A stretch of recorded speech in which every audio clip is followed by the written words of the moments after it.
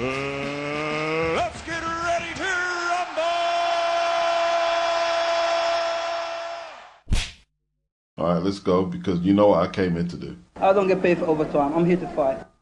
Alt-Round Garcia is over his psychological issues. I believe Julio Cesar Chavez's outburst about his garbage fight against Fortuna, and he also said that Tank Davis will knock him out. I believe this is a reaction to how Ryan has been talking to the likes of CONNELL and Eddie Reynoso, or talking about them.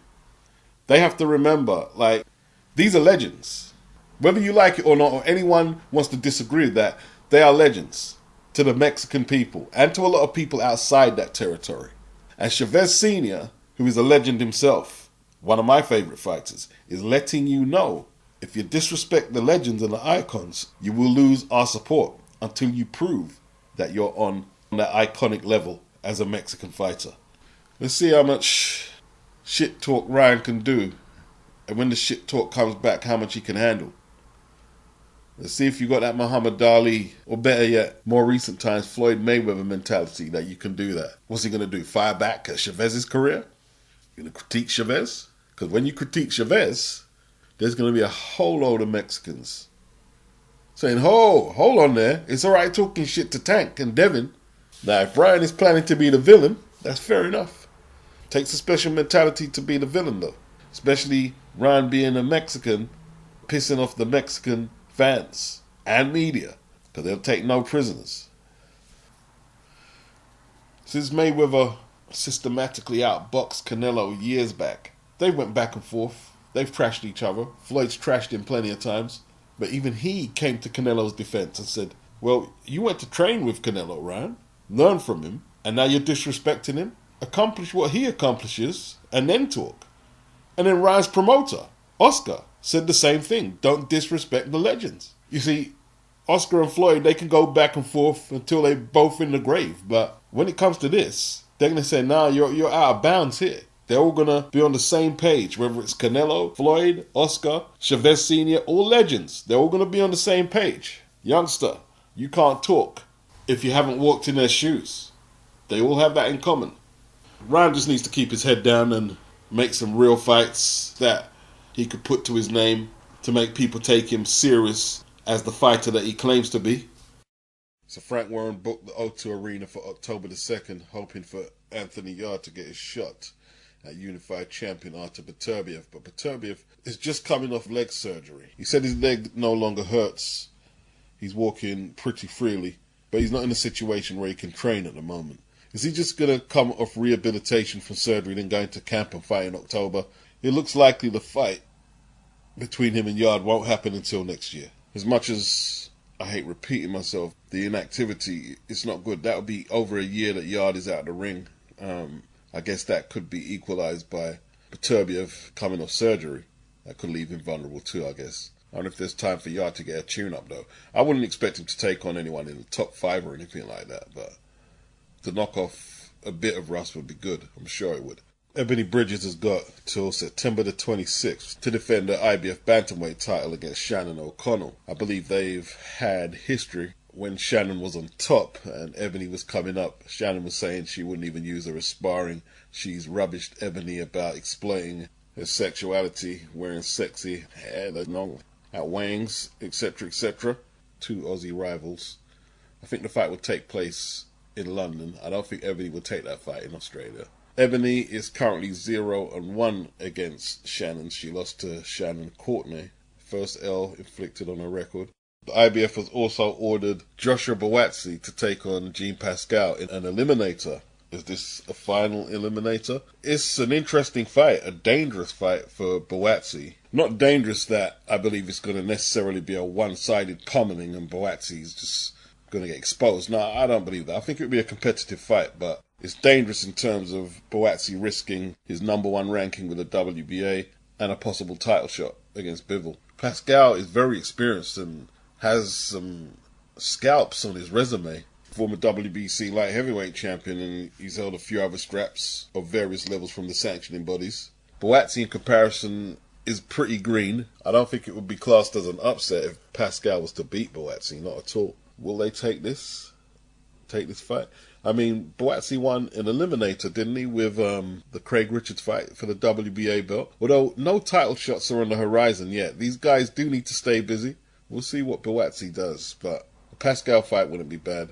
A Callum Smith fight wouldn't be bad. Even an Anthony Yarde fight, if BT and Matchroom can get the egos out of the way. Even them fights wouldn't be bad. Stay busy. We don't know what Zerdo and Bivol are doing, or if Bivol is going to fight BUATSI. So BUATSI might even have a title shot pending. I think Eddie is talking to the WBA to allow Bivol to defend against BUATSI before he takes on Zerdo. I can't see why the WBA would allow that though, but we'll see. Money talks with the WBA. Money talks. Some people are questioning, should PASCAL have got a longer ban after he tested positive before the rematch with Badu Jack on the Floyd Mayweather-Logan Paul card in 2021. And just like his fellow Haitian, Jarrell Miller, he got popped for a whole load of substances. Drostanolone metabolite. There's another substance there. And then after that, another test came in and he tested positive for EPO. Now, a 6-month suspension, is that acceptable? Well, it is what it is. He's cleared to fight. Whether you like it or not, he's done his time. Until there's more effective deterrence and stiffer penalties. That's boxing, I guess. Conor Benn, second from the left next to Eddie Hearn. Frank Smith, second from the right. How does Frank Smith play this? So they're saying Conor Benn and EUBANK is nearly a done deal. Conor Benn fights for Matchroom and Frank Smith is Matchroom. I don't know what his job title is, but he's also in a relationship with Chris Eubank's sister. I mean, how does he play this one? He can't really be pro Ben when he's at home with Eubank's sister, can he? Like, what's he going to do? Come back from the press conference, oh, I can't stand that Eubank. I hope Ben smashes his head in. Yeah, could be a bit tricky at dinner, that, couldn't it, Frank? You work it out, though. We're going through them quickly, folk. We're going through them quickly. So, MIKAELA Mayor, she's taking on Alicia Baumgardner from Matchroom. She said that Eddie and DAZN wanted to put the fight on their platform, and why wouldn't they?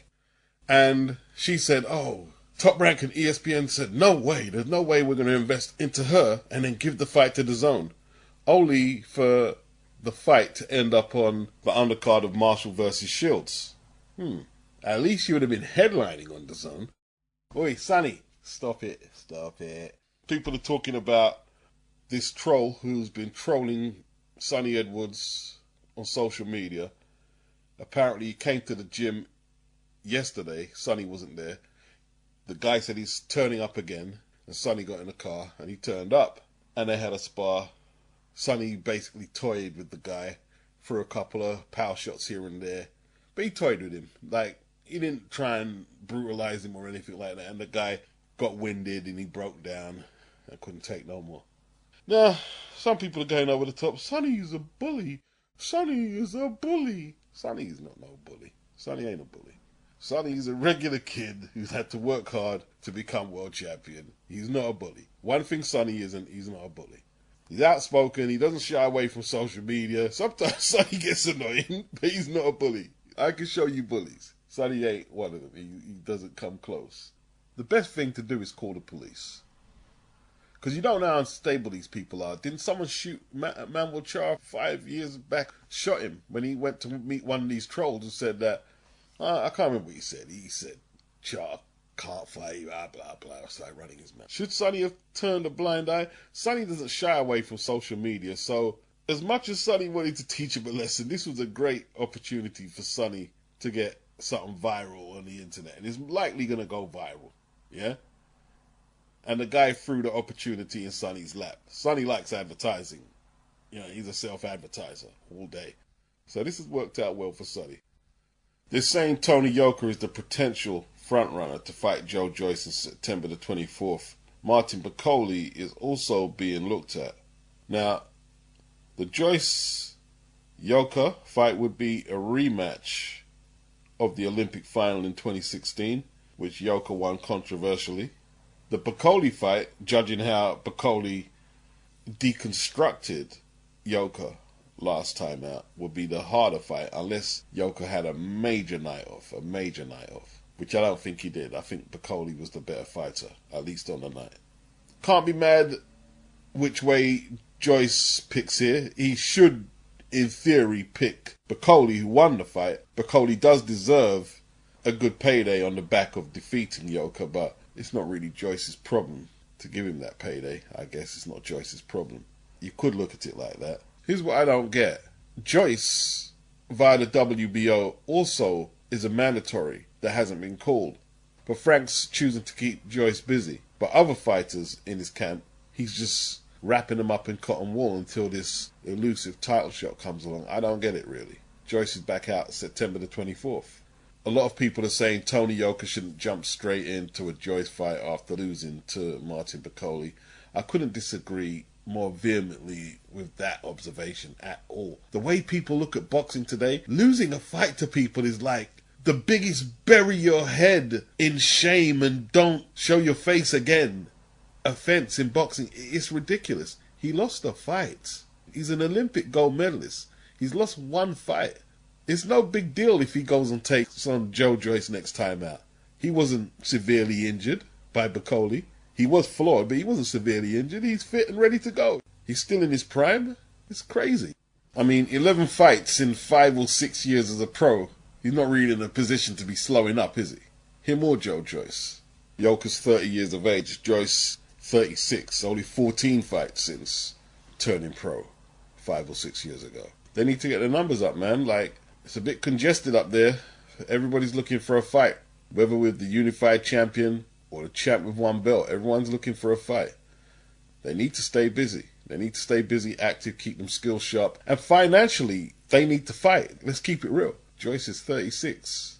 There is no time to waste. If Bakole gets Joyce, could he do another giant killing act?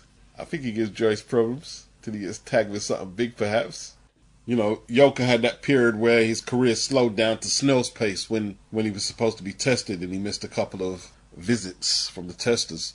They've got to let this guy off the leash now. Slowing down or going back to the drawing board, no. Not at 30, not with all the amateur experience and everything now. It's time to go. He needs to get a move on. Yeah? Whether he makes it or flops, it's time to get a move on. You know? Martin Bakole, we don't know his age, you know what I mean? Some of them birth certificates they're bringing from the motherland, not exactly very convincing. Let's keep it real. Fight Bakole, Joyce. Fight Bakole. Fight. Give Martin a payday, man. Martin's based in the UK. You know what I mean? Fight Bakole. That's what I'd like to see. I'd also like to see the Yoka fight too. But give Martin the payday. They're going to fight Yoka, aren't they?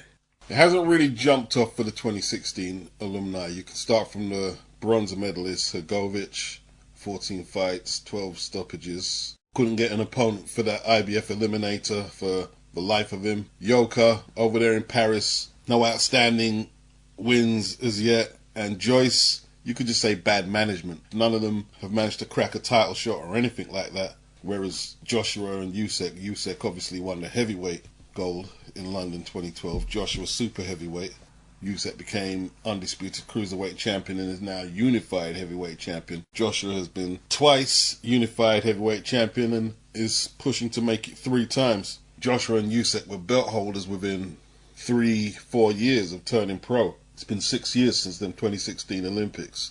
Joyce has probably been the most impressive. Hrgovic's opponents haven't been all that. He needs to up his opposition, you know.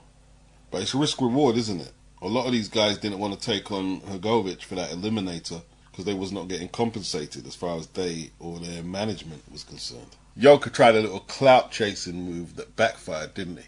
He said he'd fight Hrgović for that eliminator, knowing full well he signed a contract to fight Bakole. Probably thinking, Bakole, the lesser of 2 evils. I thought... No, so, you know what I'm saying? That you done fucked up now, you know that, don't you?